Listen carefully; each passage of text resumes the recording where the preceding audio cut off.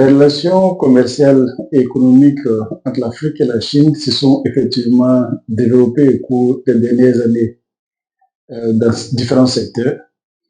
Et je pense que beaucoup de choses positives ont été faites, notamment des projets structurants comme les routes, des infrastructures comme les stades, des infrastructures ferroviaires, etc.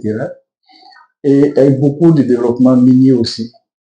Je pense que chacun de ces axes mérite une attention particulière dans les prochaines années, surtout en mettant l'accent sur le transfert des technologies, le transfert des compétences. Je pense que l'intelligence artificielle va être extrêmement utile dans pratiquement tous les domaines.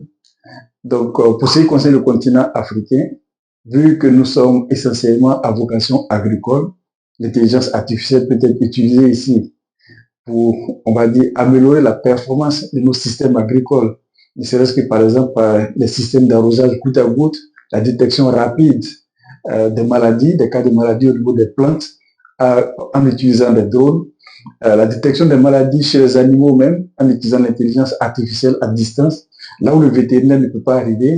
Il suffit qu'on amène une photo d'une pathologie constatée sur un animal et qu'un vétérinaire à distance puisse faire des prescriptions sur cette base-là. Ça permet à ces paysans, ces éleveurs, d'améliorer leur performance.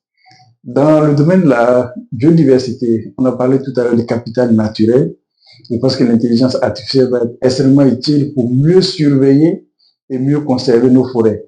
Aujourd'hui, on peut faire des suivis des drones et permettre très rapidement d'avoir un inventaire floristique, c'est-à-dire en détectant, en identifiant chaque espèce d'arbre qui est, on va dire, photographiée par le drone.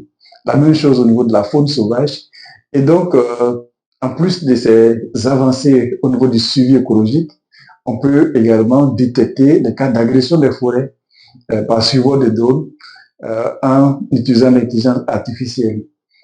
Dans d'autres domaines, dans le domaine de la santé, la télémédecine évolue beaucoup en Afrique et je pense qu'il y a encore une très grosse marge d'évolution et ça va être le rôle de l'intelligence artificielle d'accélérer cette croissance-là, cette croissance d'innovation, cette innovation qui va permettre d'améliorer les pratiques médicales à distance.